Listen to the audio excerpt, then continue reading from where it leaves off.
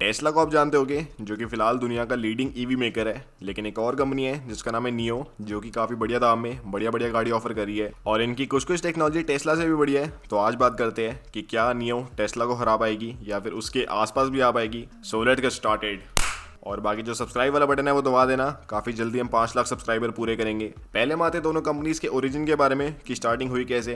Tesla की starting हुई थी जुलाई 2003 को और नियो स्टार्ट हुई थी नवंबर 2014 को, जब दोनों कंपनीज का मेन एम था बढ़िया बढ़िया इलेक्ट्रिक गाड़ियाँ बनाना। टेस्ला ने 6 साल लगा दी अपनी पहली गाड़ी निकालने के लिए, जो कि टेस्ला रोडस्टर, जो कि 2009 में आई थी, जो कि एक $2 लाख की गाड़ी थी जिसमें आपको 4 सेकंड से कम में 100 की एक्सेलरेशन मिलती थी। और जो लुक्स है गाड़ी की वो काफ़ी कुछ सही थी, लेकिन लोगों ने ऐसा कुछ ज़्यादा खरीदा नहीं। और नियो की पहली गाड़ी आई थी 2016 में, जिसका नाम था EP9, जिसमें आपको 1300 हॉर्स पावर मिलती थी या फिर आपको 1 मेगावाट की पावर मिलती थी। और ये दुनिया की सबसे महंगी गाड़ियों में से एक है, जिसका प्राइस अराउंड 20 करोड़ का था और किसी ने ली नहीं, ऑब्वियसली सिर्फ टेस्टिंग वाली गाड़ी थी। तो नियो की पहली गाड़ी का प्राइस ऑलमोस्ट 12 टेस्ला रोडस्टर के बराबर था, तो कोई कंपैरिजन ही नहीं है। टेस्ला एक अमेरिकन कंपनी है और नियो चाइनीज कंपनी है तो चाइना के नाम से इसकी काफी बैकलैश मिलती है पूरी दुनिया में, लेकिन गाड़ी इनकी मस्त है काफी। अब आते हैं इनकी करंट गाड़ियों में। तो टेस्ला की फिलहाल 4 गाड़ी आती है रोड पे, जो कि Tesla model S, Tesla model E, Tesla model X और टेस्ला मॉडल Y। नियो की आती है EC6, ES6, ES8 और ET7। तो नाम काफी बेकार रखे हैं इस पे,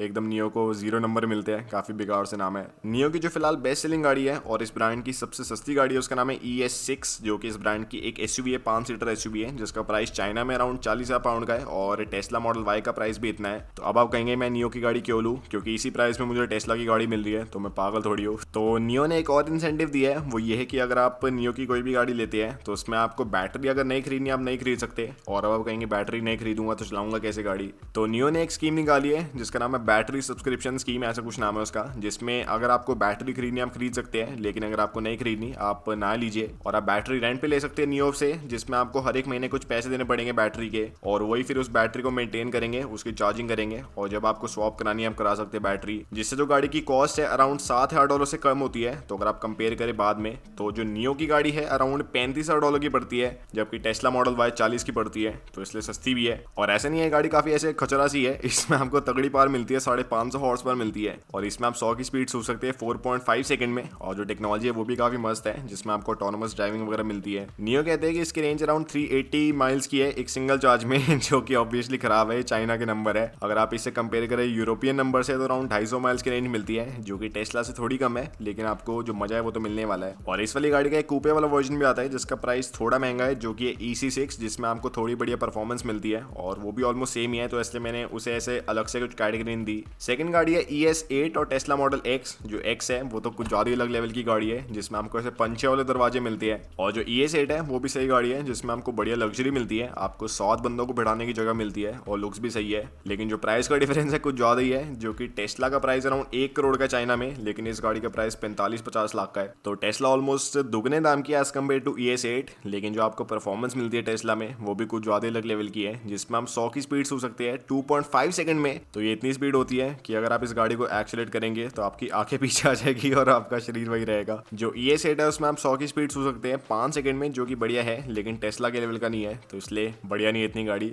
और सेकंड चीज ये है कि आपको टेस्ला में फैल्कन डोर्स मिलते हैं, जो कि किसी और SUV में नहीं आते। तो फिर नियो जितनी मर्जी बढ़िया हो जाए जो फैल्कन डोर्स है उससे कम्पीट कर ही नहीं पाएगी कभी। जो तीसरा सेगमेंट है दोनों ब्रांड्स का, वो है सेडान वाला सेगमेंट, जिसमें टेस्ला की मॉडल S आती है और नियो की ET7 आती है, और दोनों बहुत ही मस्त है। जो नियो की ET7 है उसमें नियो कह रहे हैं कि आपको 1000 किलोमीटर की रेंज मिलती है, और इतनी आपको टेस्ला में फिलहाल नहीं मिलती। टेस्ला में मैक्सिमम अराउंड 700-750 की है, लेकिन अगर आप टेस्ला का प्लेट प्लस वाला वर्जन लेंगे, जो कि थोड़े महीनों बाद आएगा, तो उसमें आपको 900 के आसपास की मिलेगी।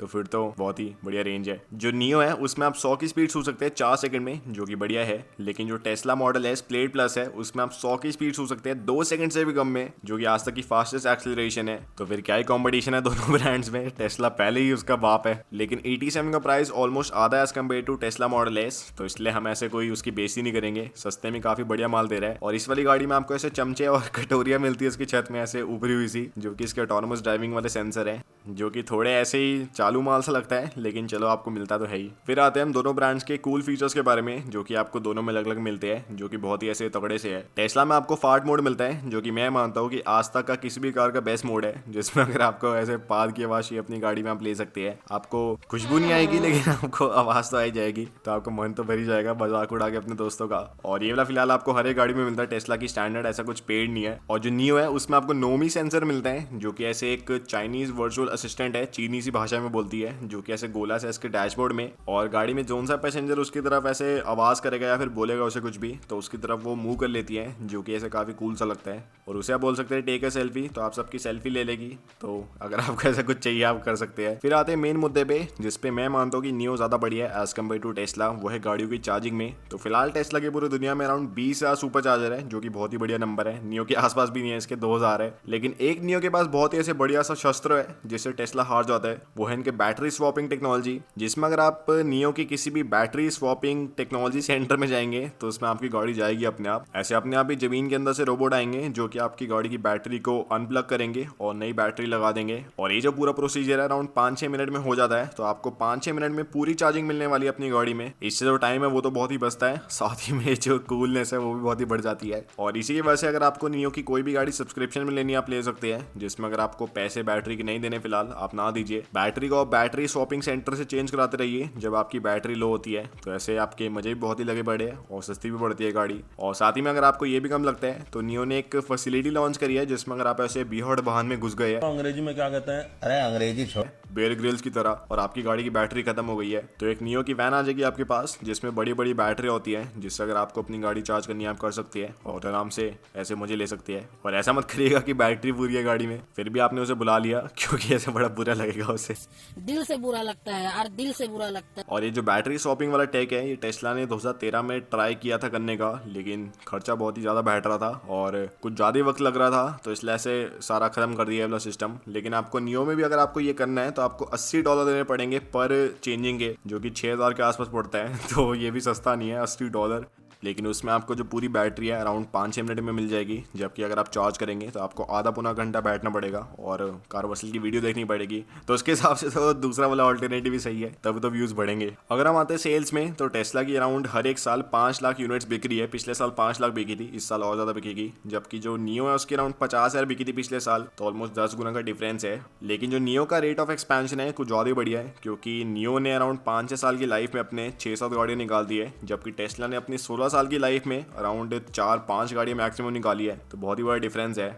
और जो एक और डिफरेंस है दोनों कंपनी में, कि टेस्ला के फाउंडर है एलन मस्क और नियो के फाउंडर है विलियम ली और ली होंगजोंग, ऐसे कुछ नाम है, पता नहीं क्या नाम है, बोल भी नहीं सकते। तो यही था टेस्ला और नियो में डिफरेंस। मैं मानता हूँ कि नियो जैसी कंपनी इंडिया में भी आनी चाहिए, ताकि हम भी बोल पाए कि हमारी इंडिया की कंपनी है। और मुझे लगता है कि नियो काफ़ी तगड़ा काम कर रही है, इंडिया में भी आ सकते हैं। बस लोग ऐसे ना कहने लग जाए चाइनीज़ कंपनी है, जैसे MG में बोल रहे हैं।